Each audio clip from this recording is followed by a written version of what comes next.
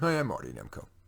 It seems that everyone mainly wants to talk about one thing, the coronavirus. Well, here are some questions that my clients have recently asked and my response. Dear Dr. Marty, we're going nuts sheltering in place.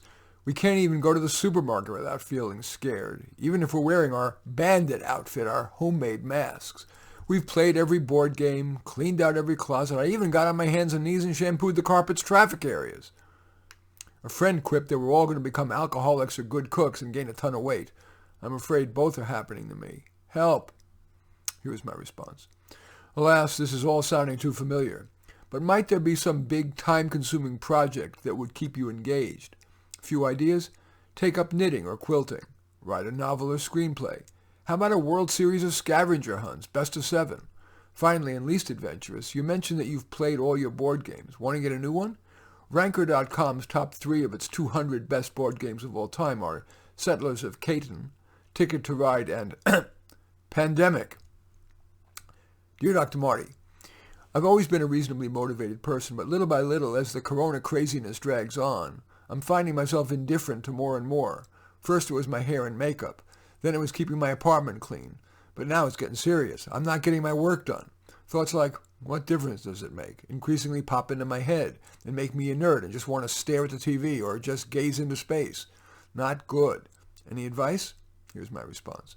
Of course it's discombobulating seeing the world screech to a halt from its quasi-normal self with 27.8 billion people all scurrying around trying to make a difference or at least take care of themselves.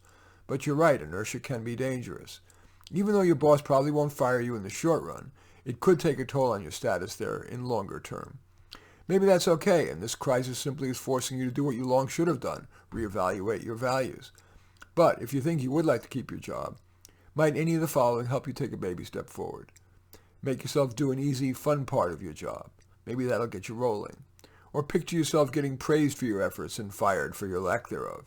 Or just maybe, you should allow yourself your little, quote, sabbatical.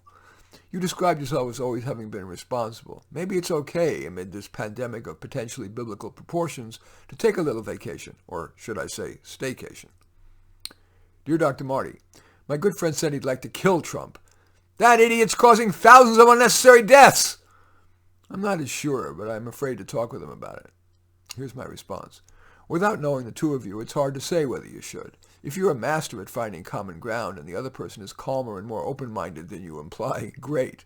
But it sounds like your fear to discuss it with him is justified. It's wise to avoid conversation with an angry person, especially regarding something as polarizing as President Trump.